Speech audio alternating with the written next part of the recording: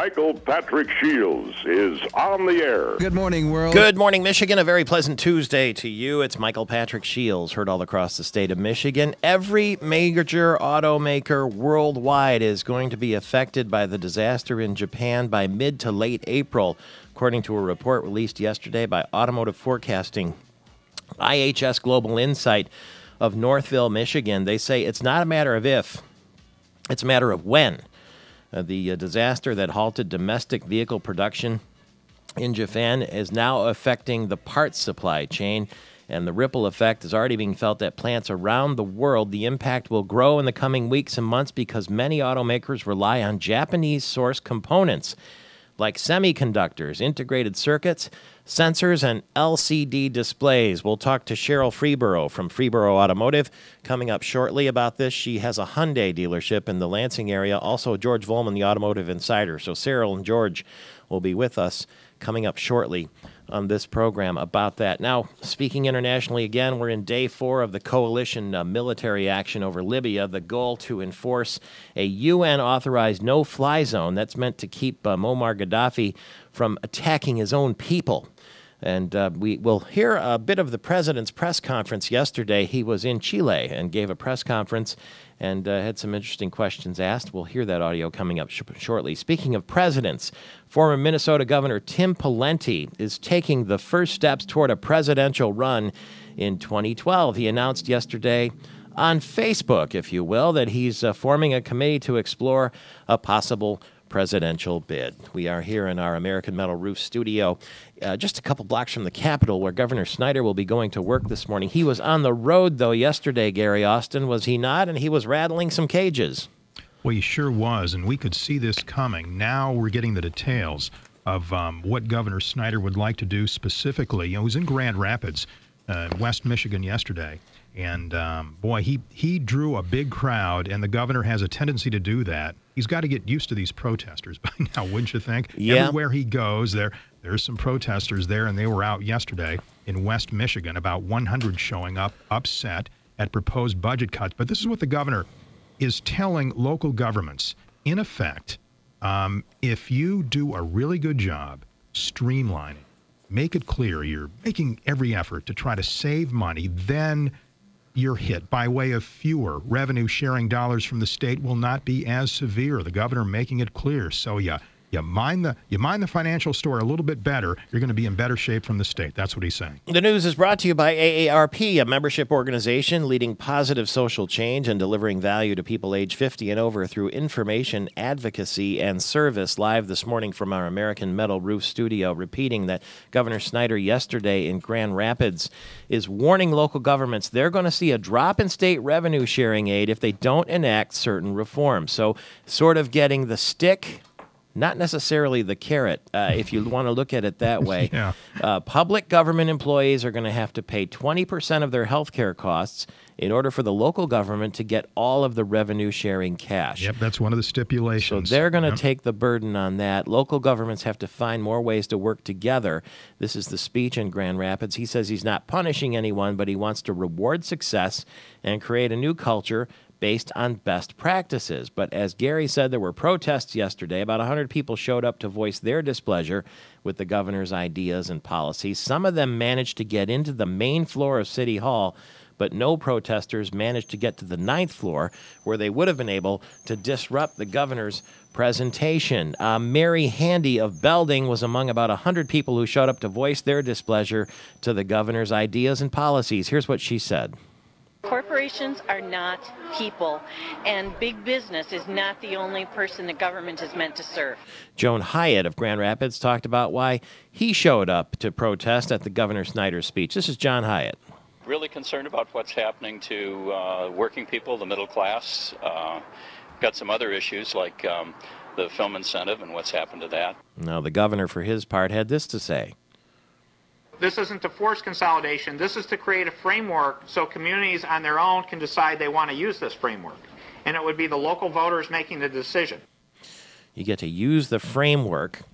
Well, he says it's not forced, except you're going to lose some of your revenue sharing unless you go along and get along, right? Isn't that how it works, Gary? That's the bottom line. That's what he's saying. It's going to be interesting to see how the state keeps tabs on these local towns and cities and what kind of a gauge and what kind of a barometer and what kind of a report card they're going to use. I mean, they got to judge this in such a way. And I would think that's got to be pretty tough. Also, to make sure that it's fair, make sure that City A is treated the same way City B is. And you have to take into account, for example, the UP has different problems than in different parts of the state by way of unemployment.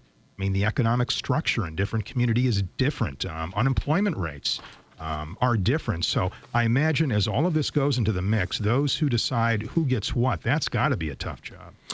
Well, one of the ways out for some of us is very apparent. You know what it is? The Mega Millions jackpot. That would solve a lot of problems. $244 million tonight, the big drawing, No Winner Friday. So it stands now. The cash option is going to be about $156 million. That's if you win it alone. Yeah. Now, your odds, 1 in $197 million. Well? Excuse me, 1 in 197 million. So if you want to collect the $244 million, your odds are 1 in 197 million. Yeah, well, the odds are considerable. We know that. But then if it was too easy, then everybody would win, and then the jackpots would be really small. So. 41 states are involved, and the Virgin Islands are in. They should not let the Virgin Islands participate, because if you live there, what do you need money for? You've got all that sunshine going your way, right? You've got it made anyway. So have you bought your ticket for tonight? I sure have. You have? Yes. Richards. Do you buy just one? Two. You buy two? One easy pick and one all the numbers that I wore when I played sports. Oh, isn't that neat? I won't tell you what they are. Have you ever won anything by one little, $6, $2, that kind of thing. You never know. Like they say, if you don't play, you can't win. The numbers appear to be not in the favor of Hastings School Superintendent Richard Satterley. The school board voted last night to begin the process of firing him. He's getting criticism from the community there in Hastings, where we have a radio station. Yes. And very sad news in Grand Rapids. A 13-year-old boy is in the hospital recovering from a shooting. He was walking along Paris Street last night when a group of men opened fire, striking the boy once in the back. The injuries are not life-threatening, but what a dreadful thing for a 13-year-old to have to go through.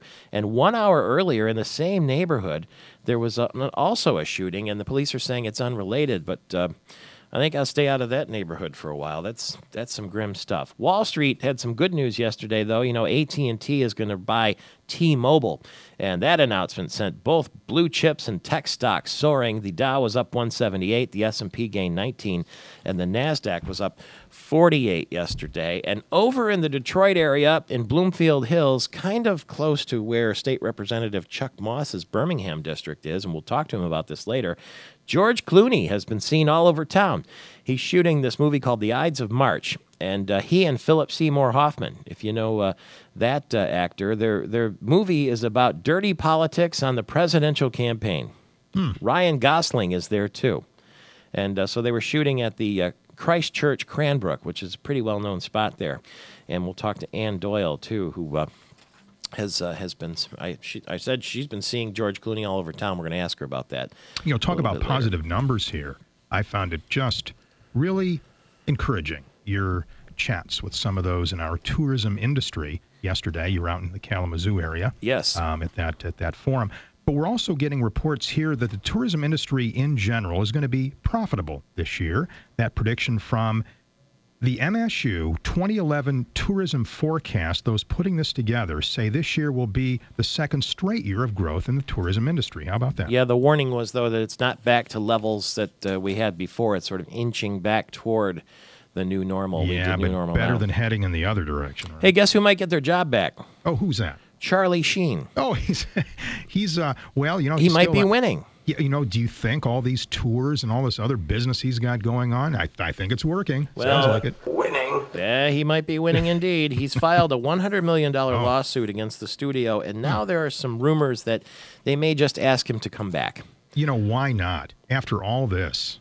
And not only that, his ex, his estranged wife, had a restraining order against him. She's dropping that. Boy, so everything's coming up roses for Charlie Sheen. Charlie Sheen ought to buy about a dozen lottery tickets here for the Mega Millions. You know, it seems like this whole situation with Charlie Sheen, I would say that for those with a network, it would be to their advantage now to give Charlie his old gig back. Imagine the ratings bonanza just think about it. Everyone's going to be tuning in to see what he's going to do then next. what happens? Tiger Woods apparently has a new girlfriend. A 22-year-old, Elise Lottie Johnston. She's an Ohio native, and she is the stepdaughter of one of the board members of IMG in Cleveland, the big sports management company. And it was a private golf coach who introduced the two of them. Their relationship, though, isn't very serious. They say that the girl is a bit of a wild child. She wants to have a good time and a lot of fun. And so this is the buzz now about Tiger Woods. We've got a 22-year-old girl. Oh, by the way, this update, a service of our friends at AmericanMetalRoofs.com. You'll never, ever have to worry about the weather with a beautiful, guaranteed American Metal roof. Learn more. AmericanMetalRoofs.com, AmericanMetalRoofs.com. All right, the birthdays of beautiful women coming next, and could some of the newly elected representatives and senators be recalled? Stay tuned for news on that, too. It's Michael Patrick Shields. Hey, we never let the birthday of a beautiful woman pass without taking note. Lena Olin is 56 today. You would have seen her in Chocolat and Havana and lots of other pictures. Stephanie Mills is 54 today, too. And Reese Witherspoon is 35. I'm going to put her on the list because she won the Oscar for the movie Walk the Line. Happy birthday, darlings, to all of you. Politics is our family business on this program, and there is some talk about recalls, perhaps, for Republican House members in marginal seats, and Joe DeSano, political strategist, a Democratic strategist, if you will, is on the other end of our line to chat about that for a minute or two. Good morning to you. Good morning. How are you? Well, is it possible that that could be a strategic move for people who really don't like the direction that the governor and the Republicans are going in? Oh, it absolutely could be a path we go down. If Republican legislators want to continue to target Michigan's most vulnerable citizens, support legislation that takes police officers and firefighters off the street, absolutely it's a path we can go down, and the law provides us the opportunity to hold lawmakers accountable if they don't heed to the desires of the populace. It's not practical, is it, to recall the governor himself, or at least attempt to? I think that's rather unlikely to happen. I just think the sheer magnitude of the numbers involved in gathering that petition signatures is very difficult. I don't doubt that there's the desire to recall the governor by hundreds of thousands of people here in the state. Taxing private pensions, I think, is a wildly unpopular idea that I think has struck a chord with folks. And would be a rallying cry around any recall, but I don't think it's likely to go after the governor. I think it's much more feasible and realistic to go after several individual legislators who support the Snyder agenda. How long does a recall effort in that case take? The procedure is you submit language to I believe it's the statewide, it's the State Board of Canvassers. They can approve or disapprove the language. Then you have 6 months to collect the necessary signatures. Seems like by the time you get done with the recall, you'd be just about into the re-elect anyway, wouldn't you? Yeah, that's exactly right. In fact, we had that happen when they tried to recall Speaker Dillon back several years ago. That the recall election actually took place on primary day. So voters had the opportunity to recall him and then renominate him on the same ballot. So yeah, there are some logistical difficulties there too, and some frankly absurdities. Yeah. It's not really a laughing matter. There are a lot of people who are very nervous and very upset about what they heard the governor say yesterday, his idea for the local revenue sharing. What's your reaction? Can you, in a nutshell, what did he say yesterday in your interpretation? Well, my interpretation is that their agenda is very interesting in that the governor's agenda is the same, really, as Scott Walker in Wisconsin. It's just our governor has a little bit sunnier disposition and a easier way of saying things. And the heart of it is they want to get rid of collective bargaining for public employees here in Michigan, just the same as they do in Wisconsin. So to me, that's the motivating factor behind all of this.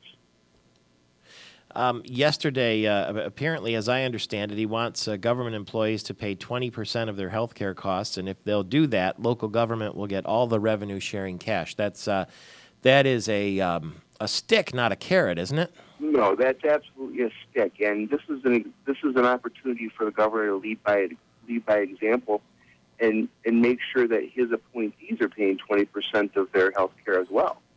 The governor likes to talk about shared sacrifice. Let's see some of that shared sacrifice, because right now the only sacrifice I see is on behalf of public employees, senior citizens, and Michigan's most vulnerable citizens. All right, that's Joe DeSena with Main Street Strategies. We'll keep in touch with you indeed at 27 minutes after the hour. Michael Patrick Shields in the American Metal Roof Studio, just a couple blocks from the Capitol, in fact. Duan Anderson of Suttons Bay is the top boys basketball player in the state. He was named Mr. Basketball yesterday by the Basketball Coaches Association. He was on the ballots of 595 of the 854 voters.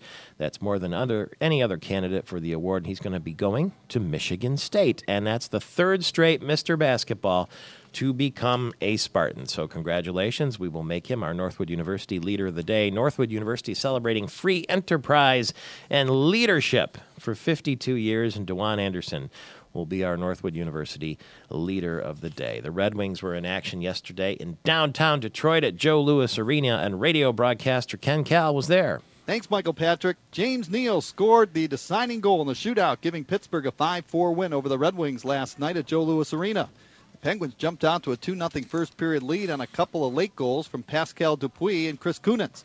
Dupuis netted a shorthanded goal, and Tyler Kennedy also scored a backhand behind Jimmy Howard, giving Pittsburgh a 4-0 lead. Joey McDonald replaced Howard. Then Zetterberg beat Brent Johnson on a backhand. It was 4-1 Penguins after 40 minutes of play. The Red Wings fought their way back to tie the game, scoring 3 times in the final period. Valtteri Filppula, Dan Cleary, and Mike Modano all beat Brent Johnson. Neal scored the lone goal in the shootout as the Penguins skated to a 5-4 victory. That's the story from Hockey Town. Now back to you, Michael Patrick, in the studio. Not so good for the Red Wings, but good for the Tigers yesterday. They had 18 hits on their way to a 9-1 win over the Houston Astros in Kissimmee. Phil Koch, 5 innings, scattering 4 hits, giving up just 1 run and striking out 2. Detroit back at Joker Marchant Stadium. The Mets are going to come to Lakeland this afternoon. Maglio Ardunez is sitting out of the lineup. He's got some sort of an injury. It's a tight left hamstring. Different from the spasm in his hamstring that kept him out of 4 games earlier, but they want to rest him because we're getting really close to the real opening day up here in the north. He might be back on the field against the Yankees on Thursday afternoon. Men's ice hockey could soon become an official Big Ten sport, is what we're hearing. That would put Michigan, Michigan State, Minnesota, Ohio State, Penn State, and Wisconsin in the 2013-2014 academic year. So that there would be definite change in the way collegiate hockey is viewed around these parts. And so good luck to them in that effort. And it looks like Michael Floyd from Notre Dame, the wide receiver, has been suspended for a drunken driving charge. It's 29, make it 30 minutes after the hour now. Michael Patrick Shields here in our American Metal Roof Studio. We all know that very, very soon we're going to have a royal wedding this spring. And in fact, we just heard when we were in Ireland last week that Her Majesty the Queen is going to be making a visit to the Republic of Ireland, and first time in more than 100 years that British royalty has come over to the Emerald Isle. What happens when the Queen wants to make a visit to a hotel? Well, we're going to speak right now with Prabhat Verma, the general manager of 51 Buckingham Gate, which is to be one of the most Tony residents in which you can stay when you visit London, maybe for the royal wedding. Good morning to you.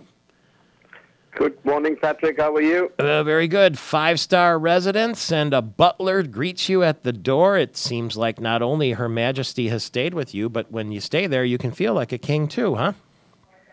You know, you can't complain when you are located close to the Buckingham Palace, and the Abbey where Kate and William is getting married is on the other side of the hotel. So you kind of, between the palace and the church, with this royalty residence is called the 51 Buckingham Gate. Now, one would presume that's sold out for the royal wedding, true?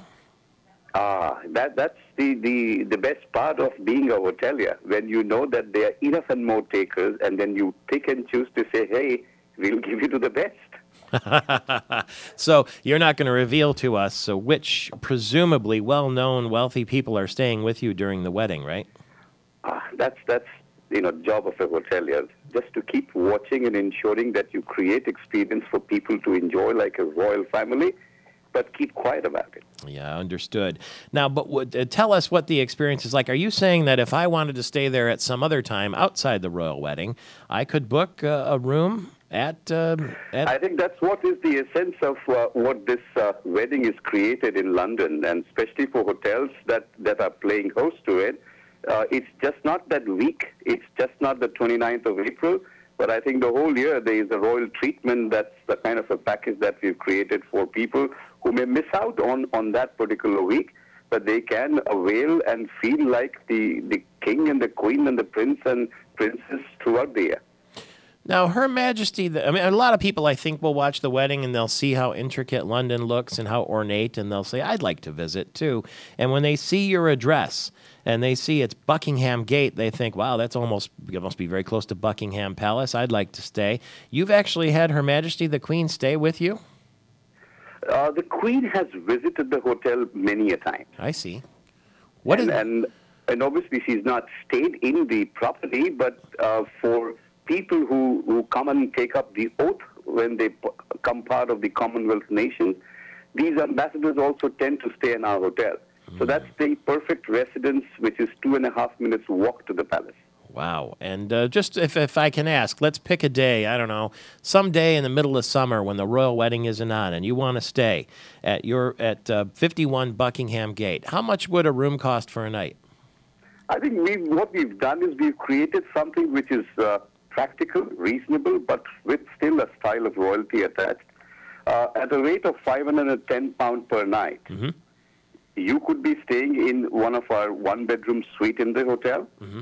And what we've also added in that flavor is the horse and carriage that would be part of your regal tour. A 1-hour drive following the route of what Kate and William will take would be part and parcel of this package.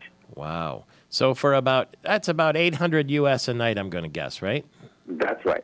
For about $800 US a night, you can stay a 2-minute walk from Buckingham Palace in a hotel where lots of ambassadors and Her Majesty herself have visited. You can get in a horse-drawn carriage and go down the same route that Prince William and soon-to-be Princess Kate will have done during the wedding, and just live a real royal fantasy. Patrick, the beautiful part of this address is that it is 8 townhouses, and history says that this was the guest house of the Queen 125 years back. What is the web address for people to check it out? Oh, I think the dressing would be as what you would want to wear. and people, when come from different parts of the world, they should come like a king themselves and feel the presence of royalty next door. I think so, too. You can get the room sometimes for as low as $593 US a night, but you can check out all the packages. Just Google the address, 51 Buckingham Gate, and we'll see you in London. Mention my name in London, as JP used to say. Just don't tell him where I am. 35 minutes after the hour, it's Michael Patrick Shields.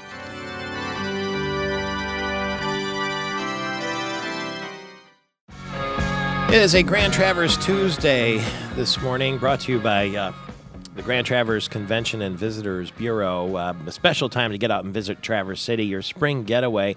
Even more affordable now, the Traverse City Escape Package combines special low rates at participating hotels along with entertainment discounts, too. They've got dining discounts, casino deals, and discounts at your favorite wineries. Lodging rates are starting at about $35 midweek. Yeah, $35 for a hotel room and $60 on the weekend, depending on your choice of accommodations. You can get it that low. Start making your plans now for the Traverse City Chocolate Festival. Ooh, right around Easter, too. That's April 10th, and you can sample the finest fare from regional chocolatiers and chefs and choose the perfect wine pairings, too. Fill your Easter basket with some chocolate theme shopping and experience firsthand why Livability.com listed Traverse City in first place in its top 10 list of surprising foodie towns. They went and surveyed 200 American cities to come up with that, too. So learn more about Traverse City Escape Packages and a complete list of upcoming events. Visit us online at TraverseCity.com is where you can go and set up your next Traverse City visit, as we're in the shoulder season now between, aren't we? Are we in the shoulder season now between winter and spring, or is it still possibly going to snow sometime soon? You never know. We got opening day baseball right around the corner, too. 19 minutes now before the hour. Every major automaker worldwide is going to be affected by the disaster in Japan. That'll happen in mid to late April, as we understand. There was a report released yesterday by automotive forecasters. It's IHS Global Insight of Northville. And Michael Robinette there, who's the director of that group, says it's not a matter of if, it's a matter of when, because the disaster in Japan has halted domestic vehicle production and affected the parts supply chain, is what we're hearing. Cheryl Freeborough, who owns a Hyundai dealership here in the Grand Ledge area of Lansing, but gets customers from all across the state, from Freeborough Automotive, is on the other end of our line. Good morning to you. Good morning, Michael Patrick. Yeah, I just saw on the news that GM is shutting another plant, a second one, and that was kind of a surprise. That's pretty drastic, just to shut down 2 plants. Yeah, the word of Ford Motor Company is holding hourly meetings, scrambling to keep its supply chain intact and keep its plants running, too. I just wonder, from Hyundai, have you heard anything at all about the possibility that you might have some sort of slowdown? Well, no, because Hyundai doesn't purchase parts from other companies. They really produce their own thing. Oh, really? They even produce their own steel. They're the 3rd largest steel producer in the world. And they build, heavy-duty equipment, tractors, those kind of things. So they are really very much in-house. And it surprised me about the American automakers, the amount of parts that they get from GM to have to close a plant. Kind of surprised me because I didn't realize that. Yeah, it's interesting when you open up the hood of a car and you say, oh, well, that's a General Motors product. Those products that make up that car really come from all over the world, for Ford as well. Right. In fact, we had a Saturn Vue that had a Honda engine in it. Is that right? In 1 year, right. And so it really surprises you. I think this brings to light the way that the automotive companies are global. You know, it may be built here and the money from the building stays here, but it still purchases parts from all over the world. And I think it's in a sense, it's a little bit of an eye-opener, I think, don't you? Yeah, it is for sure when you start to realize that these cars have the parts and components from all around the world. So we'll see what happens now. But no slowdown for you at Hyundai. No slowdown for us. I mean, it's a little slow because they can't build the vehicles fast enough for us. And, in fact, there was a memo in the Automotive News yesterday about how Hyundai is fearful of opening another plant because they don't want the quality to go down. And what it takes to make sure the quality is there is what they really strive for. So our product is slow to get to us because they can't build enough, but they don't want to go forward and build another plant at this point because they don't want to jeopardize the quality of our product. You've got domestic American vehicles for sale, too, at Hyundai of Lansing. I noticed yesterday as I was driving off the lot that I saw a Cadillac back there in the pre-owned vehicle. Yeah, in fact, I was looking at that Cadillac and thinking about you because I thought maybe that's what we should have given you. We have all brands and all makes and models. And so if you're still looking for that American car, you can get one that's close to new if you don't find what you want, brand new. We do have them almost like new. We have every brand, every make and model. Right in front of our American Metal Roof studio here in front of the Capitol is the 2010 Hyundai Santa Fe. Now, that's a sport utility vehicle that I'm driving right now and test driving. Just getting to know it a little bit because I just picked it up yesterday.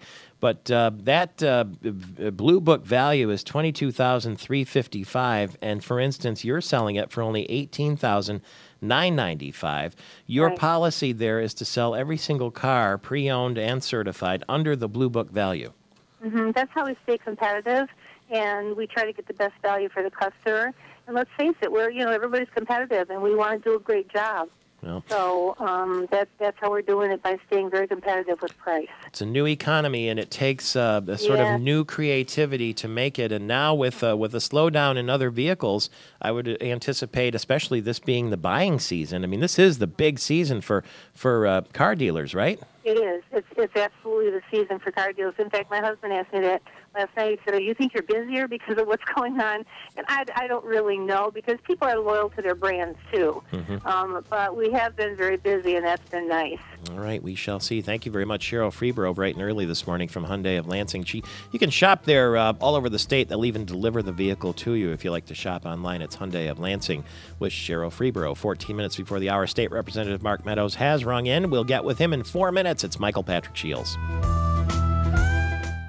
Welcome back to the American Metal Roof Studio here, just a couple blocks from the Capitol, where Mark Meadows, the state representative from East Lansing, the Democrat, will be going to work this morning. And at some stage, if he hasn't already, he's going to ask Attorney General Bill Schuette to rule on the constitutionality of a new law that allows an emergency manager to cancel a local labor contract. But I understand that's kind of falling on deaf ears. Good morning, Representative Meadows. How are you? Hey, I'm good. How are you this morning? Good. Will you let us know, and give it to us in English, if you would, what exactly you're upset about, what you went to the Attorney General with, and what kind of answer you got? You know, I wasn't upset. What I was worried about was that we were passing a law, actually a couple of laws, that have some constitutional implications that would mean that we had taken action and that ultimately a court is just going to tell us we can't do this anyway. So I asked the Attorney General to rule on the ability of an individual, in this case an emergency manager, to cancel contracts, not just labor contracts, any contract. And as you know, Michael, there's strong protections in the state constitution and the federal constitution to prevent that from happening.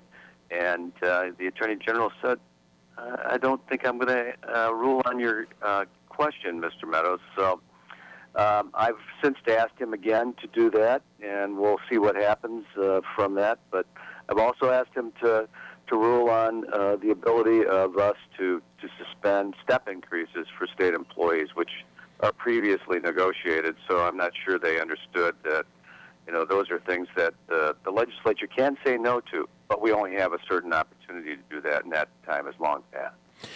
Do you think that his decision not to address your question is politically motivated? I would like to say no. I worked for the greatest Attorney General in history, Frank Kelly, and Frank said, I don't care whether you're a Republican or Democrat, my job is to give you advice, and I'm going to do that. And that's the way, I was brought up in the Attorney General's office, so I was very surprised that we didn't get a response giving us some analysis and advice as to whether this is constitutional or not. Is it a little awkward in the first place that the role of Attorney General is elected in a partisan fashion? Well, it is, although it shouldn't have any ultimate results.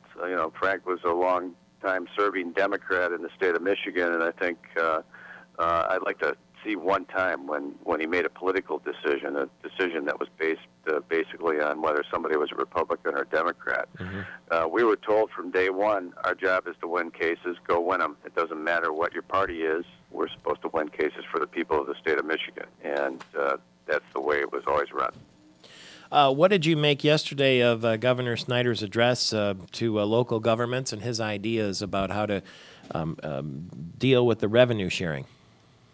There were things that I really liked about the proposal and things that I think are going to be very difficult to achieve. One thing that I really like about it is something that we've been working on in a bipartisan manner, been working on for about 3 years now, which is legislative changes to make sure that the Headley Amendment is actually implemented in the state, and that we stop passing laws at the state level that really require local units of government to spend money they don't have. In other words, if we're going to make them do some things, we should give them the money to actually accomplish it instead of putting it on the taxpayers' backs at the local level. So that proposal is a great proposal, and I think it'll have longer-lasting reform-type impact than any of the other things that he has suggested.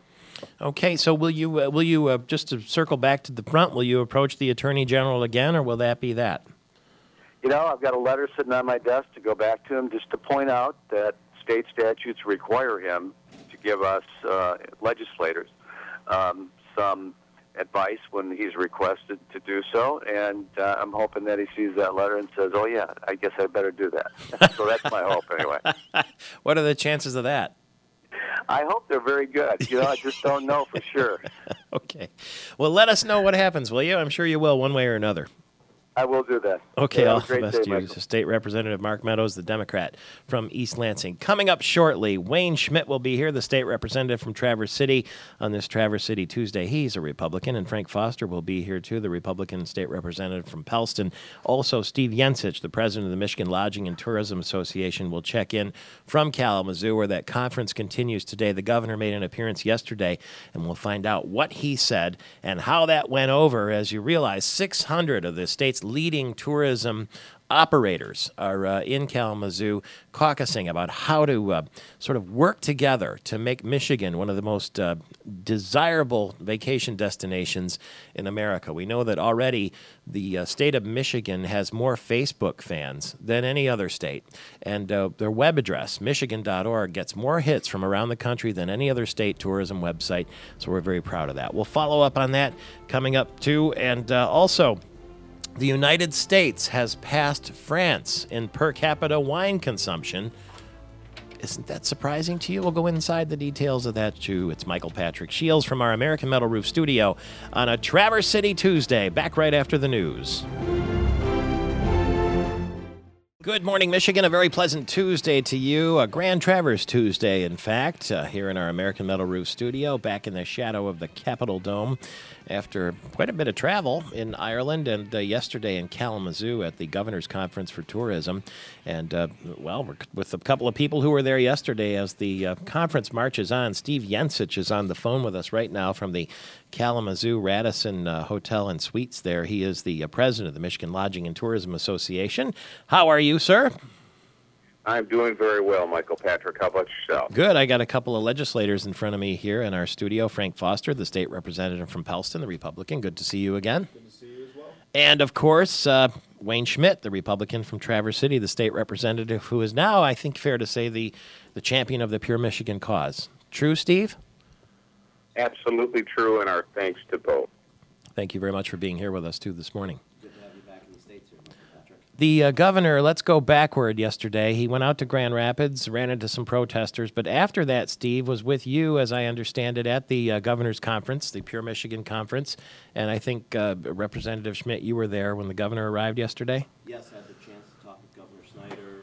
An exciting time to have all those people from the tourism industry down in Kalamazoo, making sure that we continue to move forward. One of the things, certainly exciting, working with Chairman Foster there of Natural Resources, Tourism and Outdoor Recreation, getting Pure Michigan passed. But the main thing is that we discussed, myself, Frank, and Senator Jeff Hansen, who again was very instrumental in moving this forward too. I can't say enough about Jeff and all my thanks to him.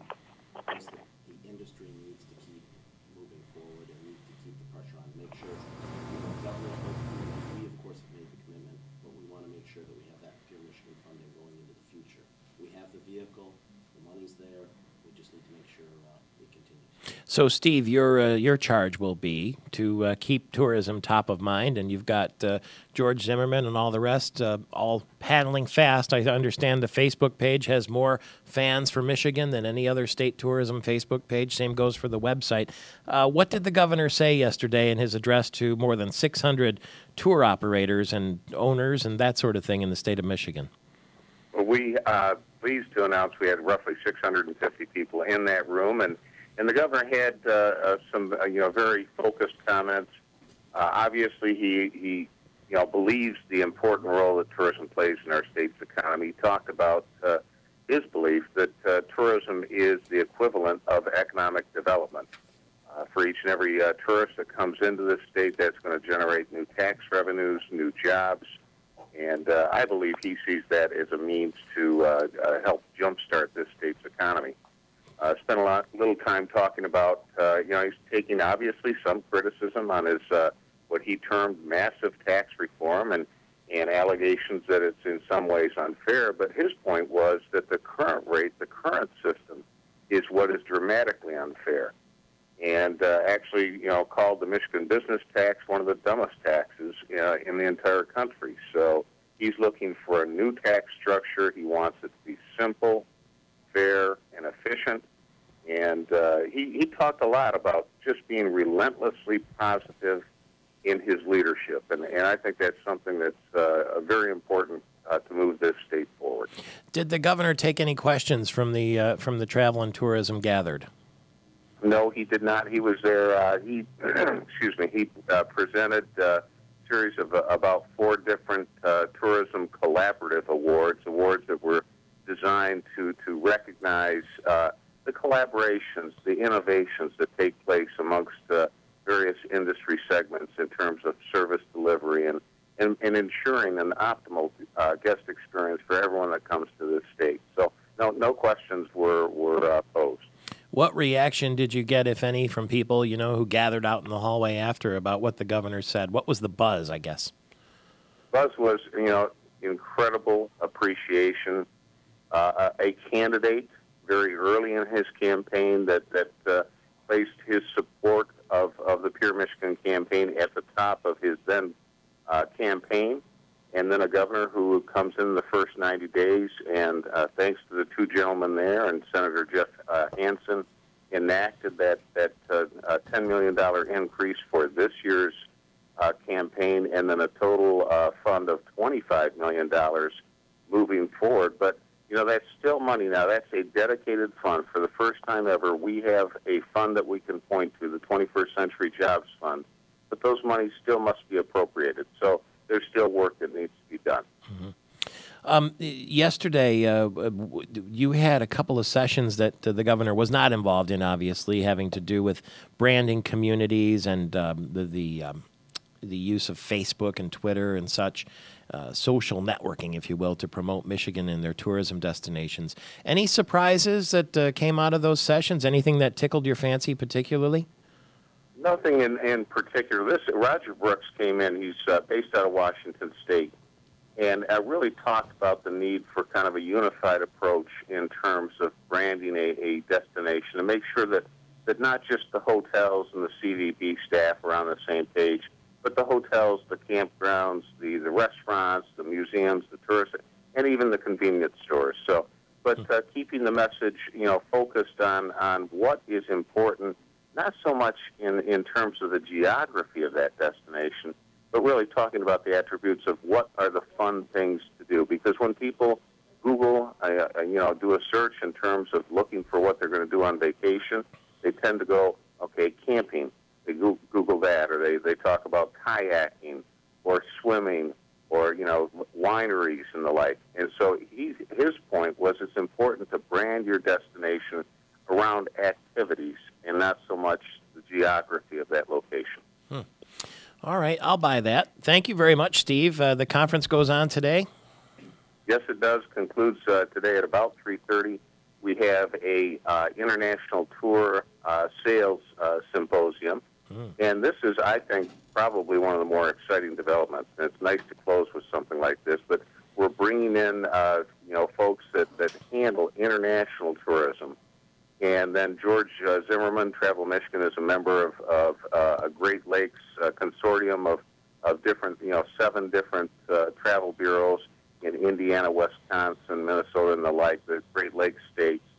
And this initiative they have offices in Germany and England, trying to promote the Great Lakes region. And then, as I think it through, given the fact that the Pure Michigan campaign, as we humbly believe, is probably by far the most effective, marketing campaign for tourism, we think that everyone that looks at the Great Lakes is automatically going to look towards Michigan in our great attributes. So we're very excited about that. Is there a region, an international region, that particularly seems to like Michigan? Do we get lots of visitors from, I don't know, let's say Scandinavia or something like that? Actually, the real focal point and the greatest returns to date are Germany and England. Oh, okay. All right. Well, hey, when we were in County Clare in Ireland, we met some people from County Roscommon, and we thought maybe we should get a little collaborative going, Clare to Clare, Roscommon to Roscommon, that sort of thing. Sounds like a plan to me. And by the way, I misstated not just England, but Great Britain, and I think that includes Ireland. It includes parts of Ireland. 6 counties, in fact, and we'll leave it right there before a fight starts, Steve Yensic. Okay. Fair enough. Thank you very much. That's Steve Yensic, the president of the Michigan Lodging and Tourism Association. See, politics comes into everything. I saw you go like that. Little part of Ireland. I know that story. Yeah, the Northern Ireland. This surprises people when you go to Northern Ireland. It's not like saying you're going to Northern Michigan. Northern Ireland is technically another country separate from the Republic of Ireland, and it's 6 counties. And when you go there, it's not the Irish flag you'll see; it's the Union Jack, the British flag. It's a curious situation, to be sure. Now, we don't like to get into process too much because people that are listening right now have real lives. But there are people who are really into politics who are listening. There are legislators listening maybe at the moment right now. But there are also people making breakfast for their kids. And there are state workers. And there are people who want to know if when they call 911, if someone's going to come and help. What happened yesterday? And bear in mind, we got a minute left before the break, and we can continue after that if that's okay with you.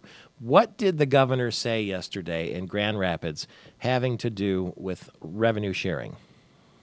You mean laying out the best Yeah. practices in order to get the money back? Because the screaming started shortly after he said this. I have to say that a lot of it I agreed with. Yeah. Many of the practices I know we're doing up in Grand Traverse County, so I wasn't, I was kind of pleased with it. Mhm. Frank, you had a couple thoughts? Well, I think the screaming might have taken place no matter what he said. I think the people came out because they knew that they were going to protest something. So, again, what Wayne said is true for northern Michigan, too, in the eastern part of the UP, is because of geographical challenges, we've had to engage in these kind of cost-sharing, service-sharing initiatives because, just the distance has been too great. Some things like our 911 system, are tri-county wide. So we're doing it. The rest of the state should do it as well. Okay, well, we'll come back in 20 seconds. Can you just give us a primer on how it all works, the revenue sharing, and what his changes would mean on Main Street or Front Street or, any street? 18 minutes after the hour, it's Michael Patrick Shields. We're with State Representatives Wayne Schmidt and Frank Foster, Republican from Traverse City and Pellston. Your calls are welcome, too, at 888-900-9966, 888-900-9966 on this Grand Traverse Tuesday. Okay, here's the news as I understand it in our American Metal Roof studio here on a Grand Traverse Tuesday. We're with State Representative Wayne Schmidt, the Republican from Traverse City, and Representative Frank Foster, the Republican from Pellston. The Governor Snyder warning local governments they're going to see a drop in state revenue sharing aid if they don't enact certain reforms. First of all, just if you could, just give us a couple seconds on how does that work, the state revenue sharing that goes to local communities. How does that work? Well, there's both constitutional and statutory revenue sharing. Of course, the constitutional, as it says, is automatically provided based on the revenues that the state gets in, tax revenues. And then the statutory is also done similarly. That one, though, we can adjust as legislators. And also, as the old Republican leader Kevin Elsenheimer used to say, revenue and sharing. If there's no revenue, there's no sharing. It was pretty simple. But I think the Governor Snyder has really outlined a good plan to bring local units of government together. It is kind of a bit of a forced consolidation, if you will, but these truly are the best practices. Ones, as I mentioned earlier, that we're using in Grand Traverse County, whether it's defined contribution for our employees, whether it's cost sharing on medical care costs, combining services. We have only 2 police forces in the county, Traverse City Police and the sheriff. We have 1 jail. We have 1 central dispatch. And so, as Frank mentioned, those are some of the things we've had to do in northern Michigan just because we haven't had the same monies, and geographically and population-wise, we've been forced to consolidate. So let me try to simplify it just for fun here. You pay a tax, you pay your taxes in, Mount Pleasant to the state. Mm-hmm.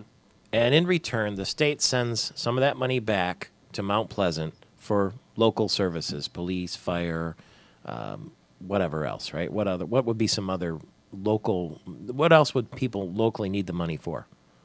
Townships halls, 911 centers, and things like that. Basic stuff. Basic things that you expect your township to do. And I think it's important to remember that a lot of these townships, especially in our area, aren't even receiving that statutory revenue sharing as it is. So is that right? This perceived hit to the localities isn't for all.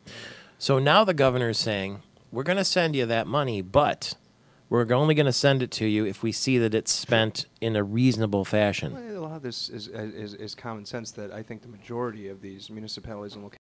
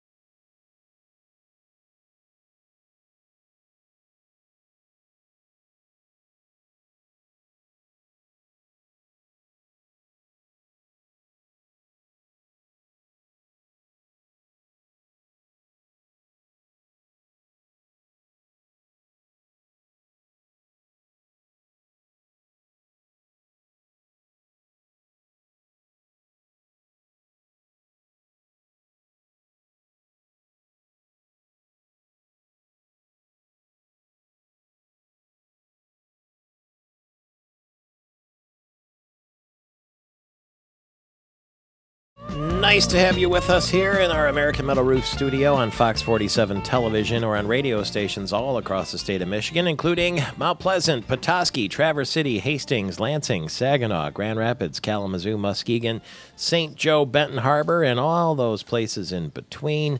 It is Michael Patrick Shields. We have a big jackpot tonight, a big lotto jackpot tonight. It's the Mega Millions, which, by the way, is not just played in Michigan. It's played in, did you know it's played in the Virgin Islands, Washington, D.C., and 41 states.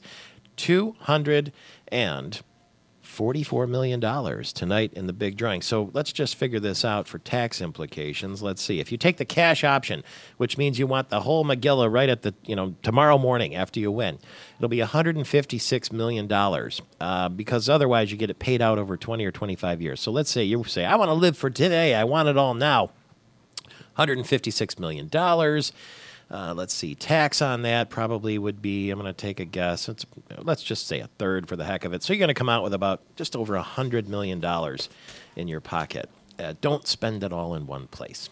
Congratulations to Dewan Anderson of Suttons Bay. He's the top boys basketball player in the state, Mr. Basketball, named by the Coaches Association.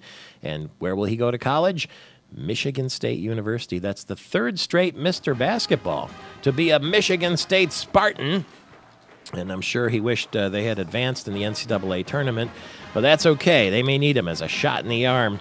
So we'll welcome, we're really happy he's going to stay in the state of Michigan, Dewan Anderson of Suttons Bay. Congratulations to you. I will get you the rest of the sports coming up shortly. First, though, Andy Hetzel is with us from Blue Cross Blue Shield of Michigan. He's the Vice President of Corporate Communications. Happy, nice to talk to you again. It's been a while. I know. How was your trip to the homeland, Michael Patrick? The trip to Ireland was fantastic. We had, believe it or not, 5 days of sunshine. 5 days of sunshine.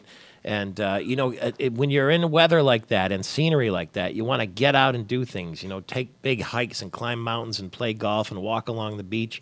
And there's a lot of, pub crawling, too, and walking from places to place. So we got it. We got the full Irish, if you know what I mean. How are things in downtown Detroit on St. Patrick's Day? Good weather?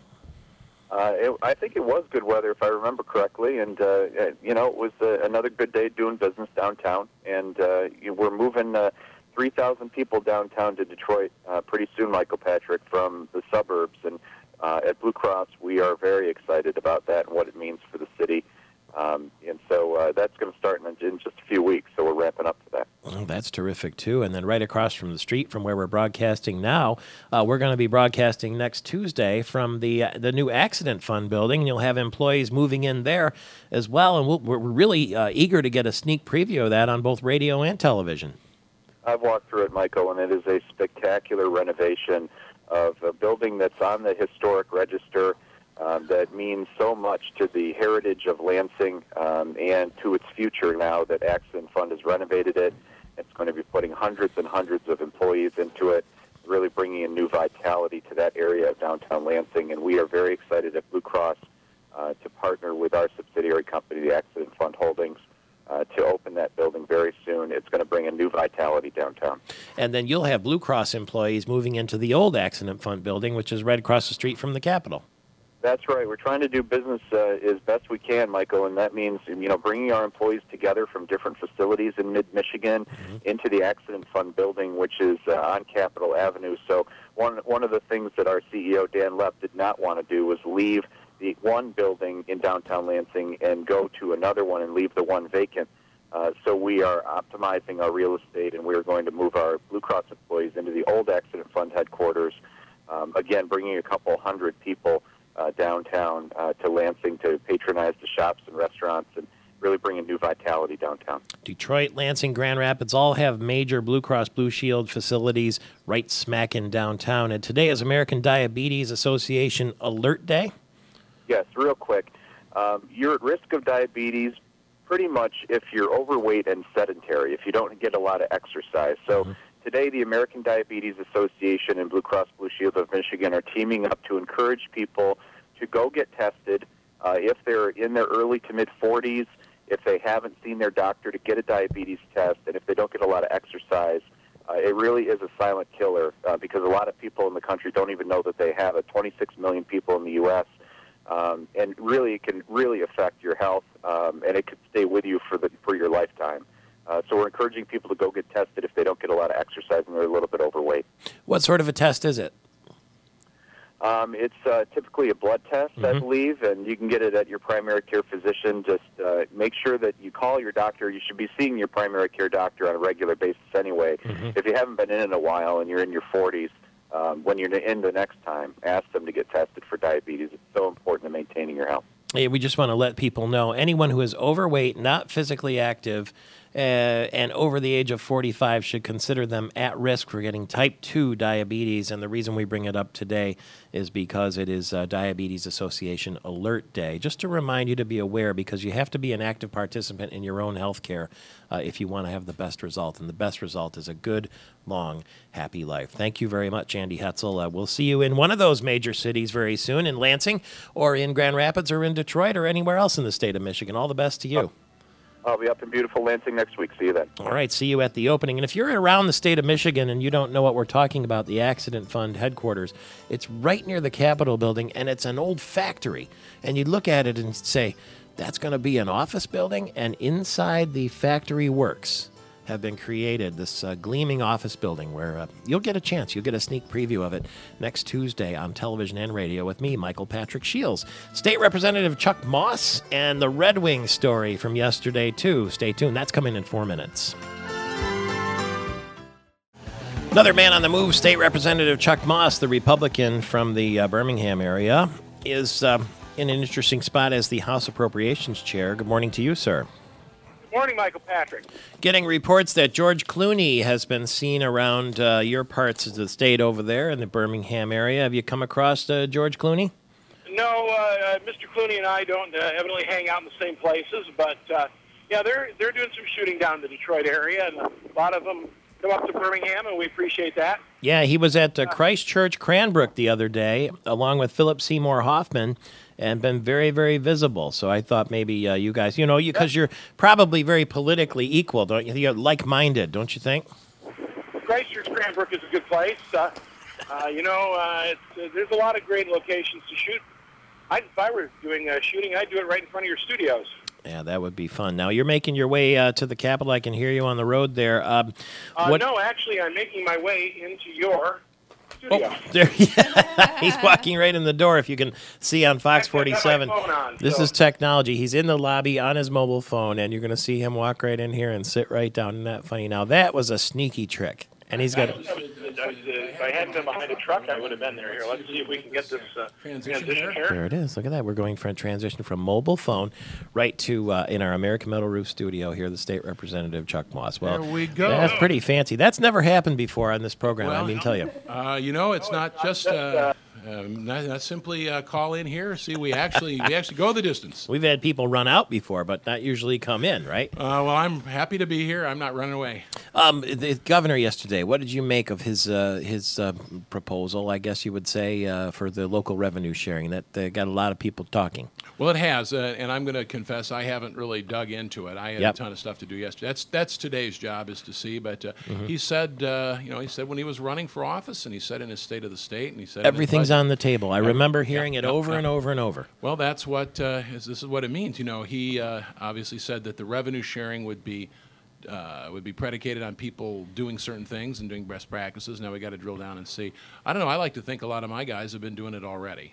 We'll take a look here.